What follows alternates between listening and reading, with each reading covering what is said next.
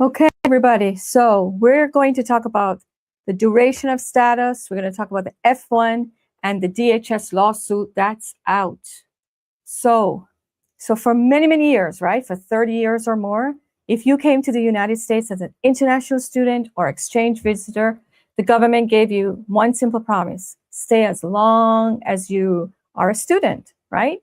So there was no countdown, no clock, no expiration date stamped in your paperwork. Immigration just call it duration of status, or DS for short. And it's been the backbone of the F1 and the J1 system since when? Early 1990s or even before. That promise just ended.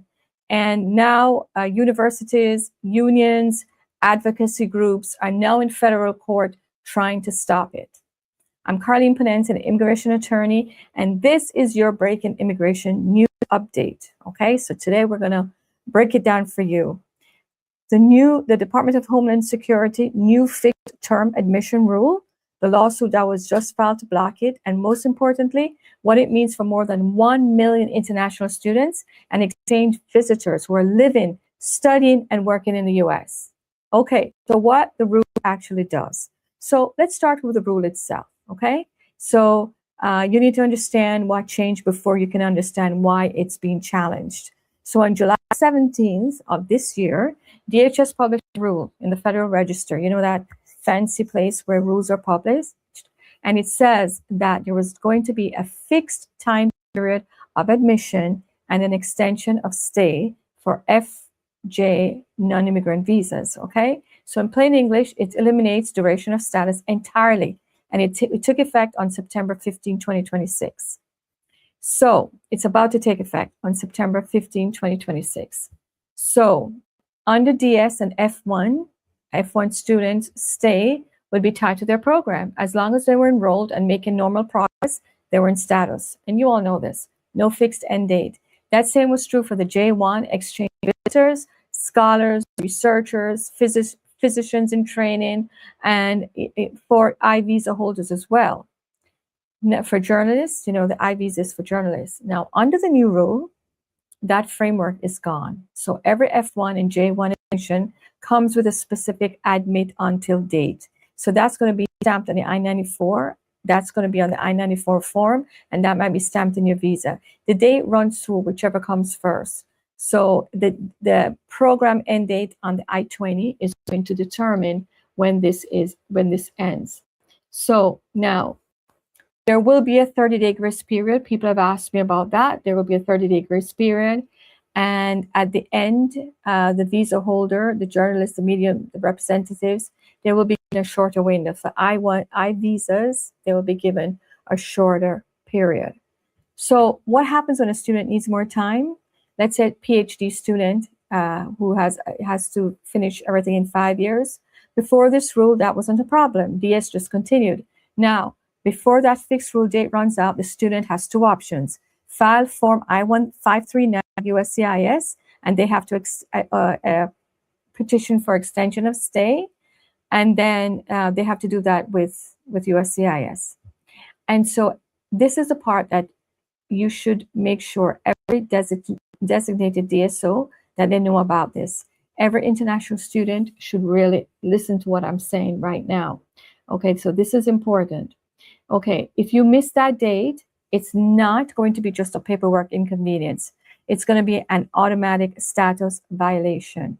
So overstay the admit until date, because there's going to be something that says admit until.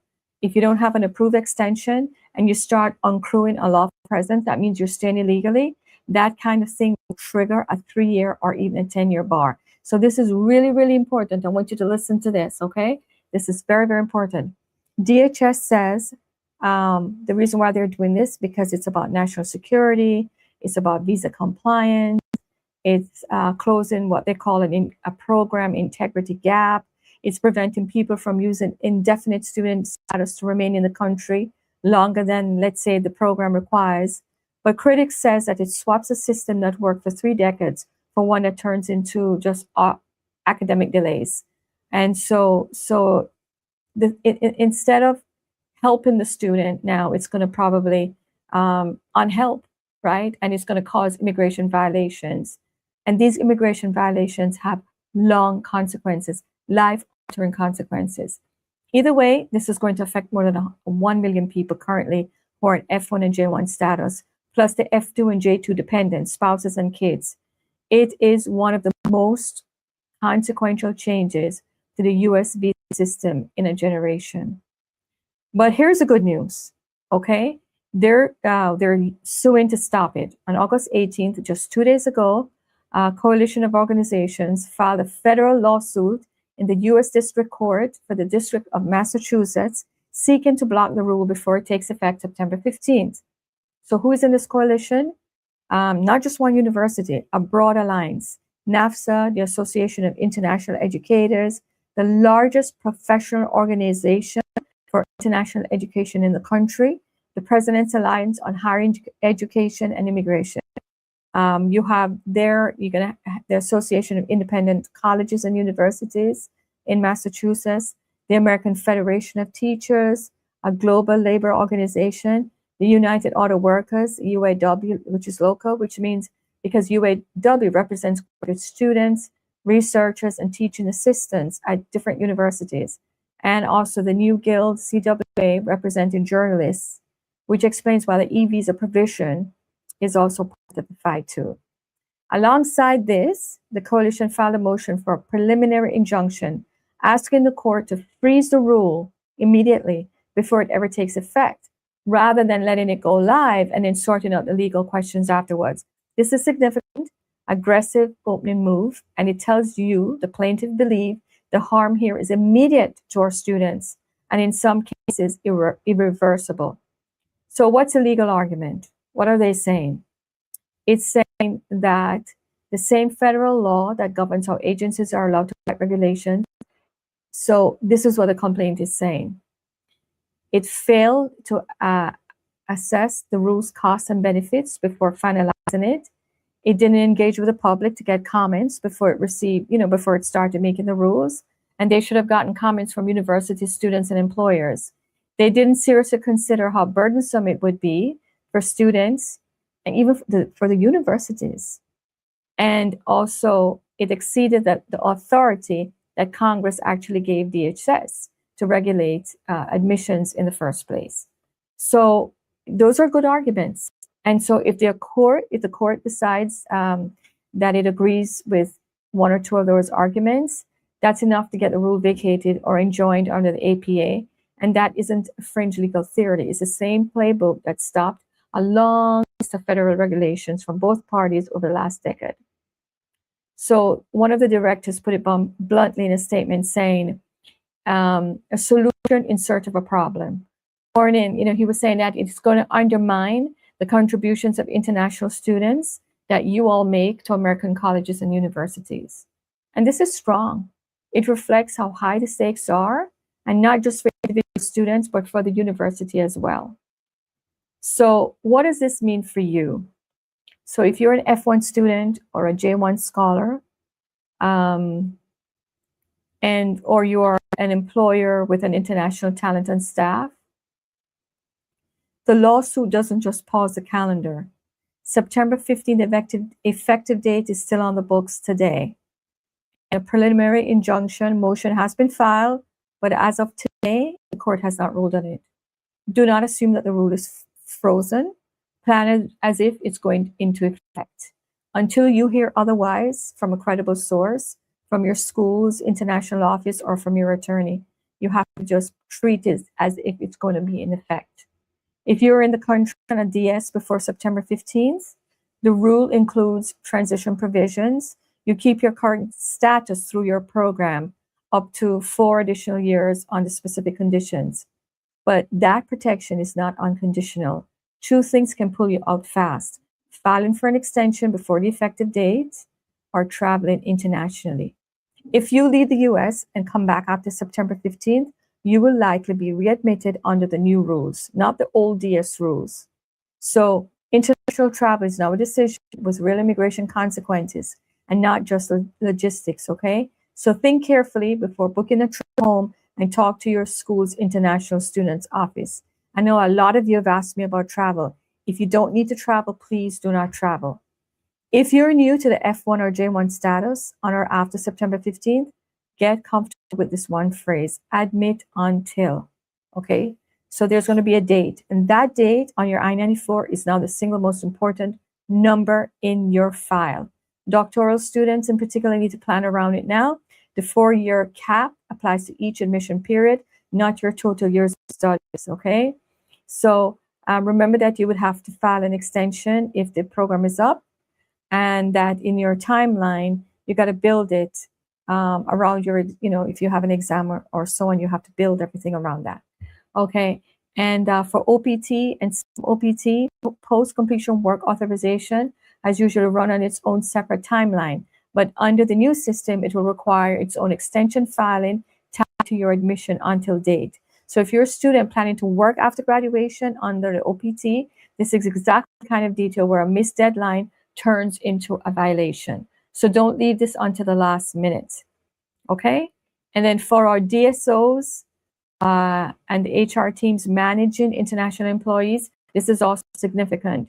You're now tracking fixed dates for thousands of individuals instead of monitoring enrollment status. Get ahead of it, build a tracking system now, flag anyone whose program may run past 4 years, and start conversations early about filing Form I-539. The I-539 is the one that that allows you to get an extension.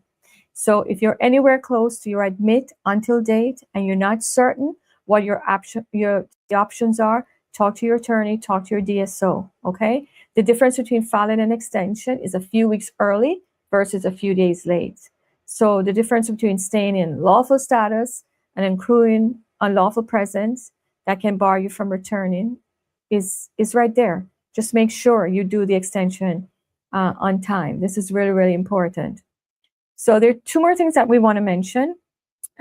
First, temporary protected status. DHS terminated TPS and work authorization for 2 more countries, Ethiopia, effective August 18th, and Somalia, effective August 14th. If you're employed with TPS holders from either country, please check. You have to check the work authorization, and you should check it too. And the other thing that I want to mention is that Customs and Border Protection is floating with the idea that they may require tourists from more than 40 countries to disclose 5 years of social media history before entry.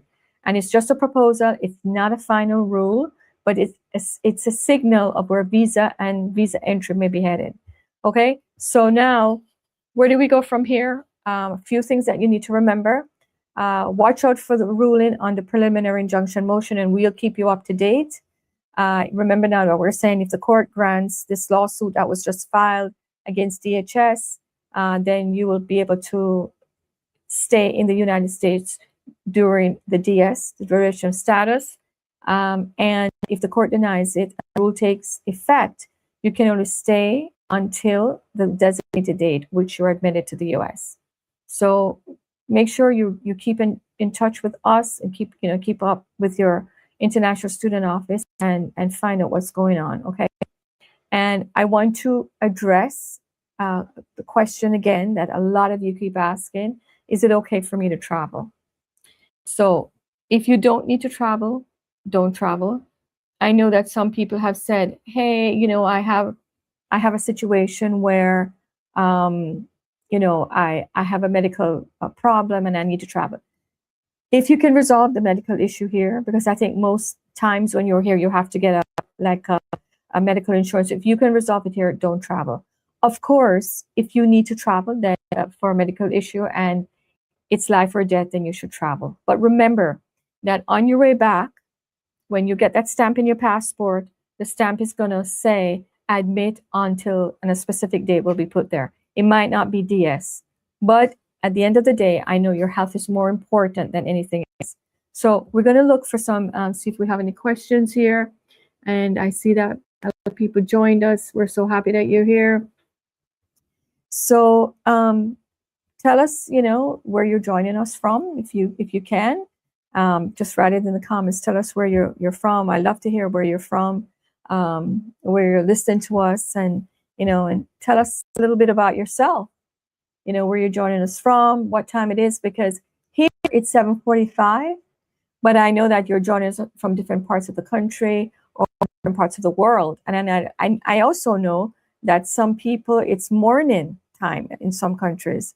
And I find it so nice that you join us, even though it's early in the morning.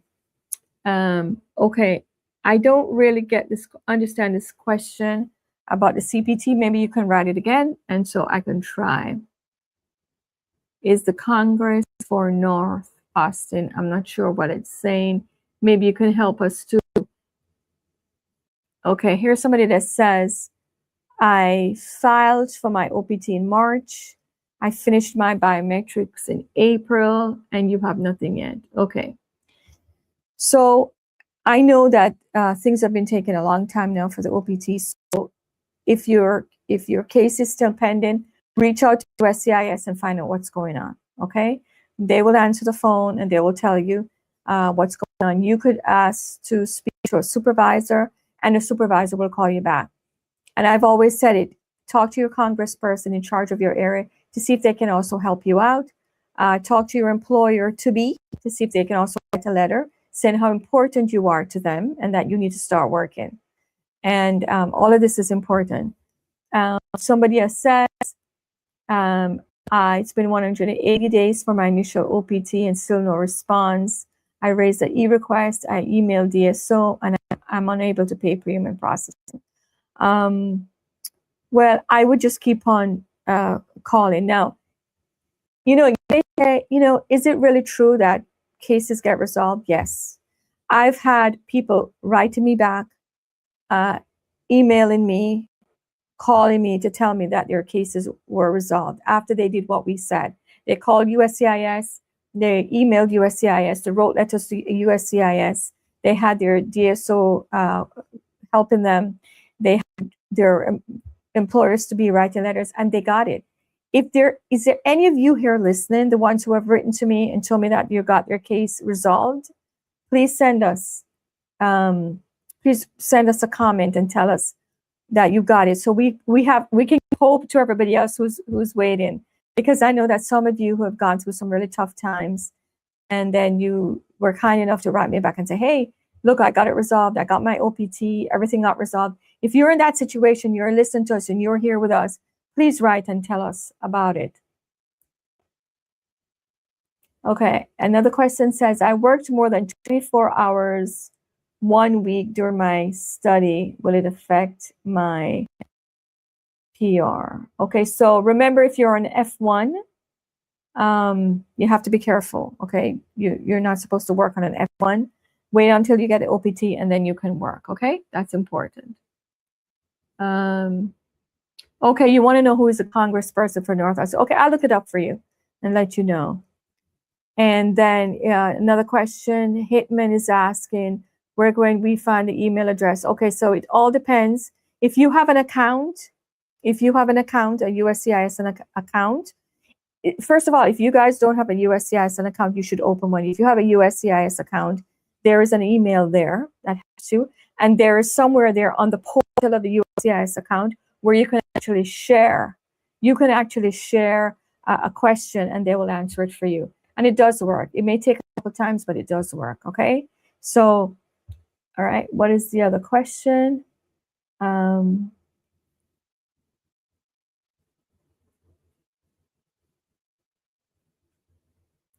Okay, so here's Hitman. You're saying that you finished your biometrics in April and you still have, you really just have to wait and do exactly what I'm telling you to do.